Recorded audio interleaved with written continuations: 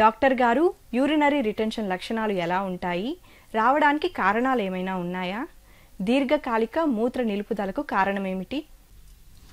Urinary retention అయినప్పుడు symptoms ఎలాగుంటాయంటే urine black అయిపోతుంది, ఇంకొకటి పొత్తి కడుపులో నొప్పి వస్తుంది, విపరీతమైన నొప్పి వస్తుంది.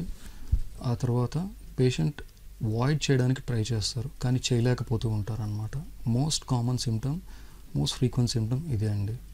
యూరినరీ రిటెన్షన్కి పలు కారణాలు ఉంటాయండి. వన్ ఈజ్ ద పాత్లో బ్లాక్ ఉండడం. One of the most reason of the blockage is prostate. Next reason it urethral stricture. Prostate అనేది మెన్స్లో ఉండే ఒక గ్లాండ్ అండి, అవయవం, ప్రాస్టేట్ గ్లాండ్ అంటారు. అది బ్లాడర్కి యూరిథ్రా మధ్య ఉంటుంది. యూజువలీ అది ఒక 50 years తర్వాత ఎన్లార్జ్ అవుతుంది, దాన్నే ప్రాస్టేటోమెగలీ అని అంటాము. సో అది పెరిగిన దానివల్ల రిటెన్షన్ వస్తుంది. దట్స్ కాల్డ్ ప్రాస్టేటోమెగలీ ఆర్ బీపీహెచ్ అంటాం, బినైన్ ప్రాస్టేటిక్ హైపర్ట్రోఫీ అని అంటాం. దానివల్ల బ్లాక్ వచ్చినప్పుడు అప్పుడు కూడా రిటెన్షన్ వస్తుంది. Next is that urethral stricture. ఆ యూరినరీ ప్యాసేజ్లో దాన్ని యూరిథ్రా ఉంటుంది. ఆ యూరిథ్రాకి స్ట్రిక్చర్ లాగా, అంటే ఆ ప్యాసేజ్ సన్నబడడాన్నే స్ట్రిక్చర్ అంటారు. అప్పుడు యూరిన్ స్ట్రీమ్ సన్నగా పోతుంటాయి. ఆ స్ట్రిక్చర్కి రావడానికి పలు కారణాలు ఉంటాయి. వన్, ట్రామా అంటే ఇంజురీ, ఏదైనా దెబ్బ తగిలినప్పుడు స్ట్రిక్చర్ ఫామ్ అవుతుంది. తర్వాత ఏమైనా ఇన్ఫెక్షన్స్ వల్ల కూడా స్ట్రిక్చర్ ఫామ్ అవుతుంది. ఇట్లా blockage is most common cause. పాత్లో వచ్చేసి బ్లాక్ అయ్యేది ప్రాస్టేట్ ఉంటుంది, యూరిథ్రా ఉంటుంది. యూరిథ్రాలో స్ట్రిక్చర్ ఫామ్ కావచ్చు, దానివల్ల రిటెన్షన్ రావచ్చు. తర్వాత ప్రాస్టేటోమెగలీ అయిన దానివల్ల కూడా యూరిన్ బ్లాక్ కావచ్చు. These are the most common causes. The next cause is that nervous tissue వల్ల బ్లాడర్కి రావాల్సిన బ్రెయిన్ దగ్గర నుంచి, brain has a direct connect with the bladder. It gives signal to the bladder when to relax and when to contract అని చెప్పేసి. ఎప్పుడైతే bladder fill అవుతుందో brain వచ్చేసి నర్వ్స్ ద్వారా మన బ్లాడర్కి, యూరిన్ బ్లాడర్కి సిగ్నల్స్ పంపిస్తుంది. అప్పుడు బ్లాడర్ కాంట్రాక్ట్ అయ్యి యూరిన్ మనం విసర్జిస్తాము.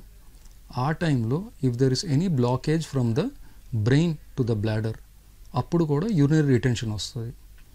వీటికి షుగర్ పేషెంట్స్లో కానీ, స్పైనల్ కార్డ్ అంటే వెన్నుపూస దెబ్బతిన్నప్పుడు కానీ, తర్వాత మల్టిపుల్ స్క్లిరోసిస్ అని ఉంది, అట్లాంటి కండిషన్స్లో కానీ ఇట్లాగా డ్యామేజ్ అవుతుంది, బ్లాడర్ డ్యామేజ్ అవుతుంది. Bladder loses its కాంట్రాక్టిలిటీ.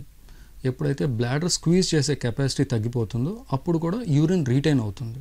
So that means ఇక్కడ పార్ట్లో ఎక్కడ బ్లాక్ లేదు, కానీ బ్లాడర్ స్క్వీజ్ చేసే కెపాసిటీ కోల్పోతుంది. That's called neuronal injury to the bladder. దీనివల్ల కూడా రిటెన్షన్ వస్తుంది. So the other reason, these are the most common causes in men. విమెన్లో కూడా రిటెన్షన్ వస్తుంది. అది ఎప్పుడనంటే when there is a sagging of tissue. ఒకటి రెక్టమ్ వచ్చేసి సాగ్ అయినప్పుడు దాన్ని రెక్టోసీల్ అని అంటాము. దానివల్ల వచ్చేసి యూరిథ్రల్ కంప్రెషన్ జరిగి మళ్ళీ ఉమెన్లో రిటెన్షన్ ఆఫ్ యూరిన్ వస్తుంది.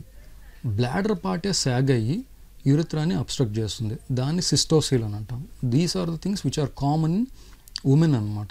యూజువలీ ప్రెగ్నెన్సీ, వెజైనల్ డెలివరీ అయ్యాక పెల్విక్ ఫ్లోర్ ల్యాక్స్గా ఉండేటప్పుడు వీళ్ళల్లో వచ్చేసి సిస్టోసీల్ కానీ రెక్టోసీల్ కానీ ఉంటుంది. సో యూజువలీ ఉమెన్లో కూడా రిటెన్షన్ ఉంటుంది, సిస్టోసీల్, రెక్టోసీల్. మెన్లో ప్రాస్టేటోమెగలీ వల్ల, స్ట్రిక్చర్ వల్ల.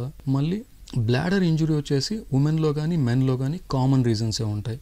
షుగర్ వల్ల, మల్టిపుల్ స్క్లిరోసిస్ వల్ల, తర్వాత any spinal cord injury, spinal cord compression, ఈ డ్యామేజ్ వల్ల ఇద్దరిలో కామన్గా ఉంటుందన్నమాట.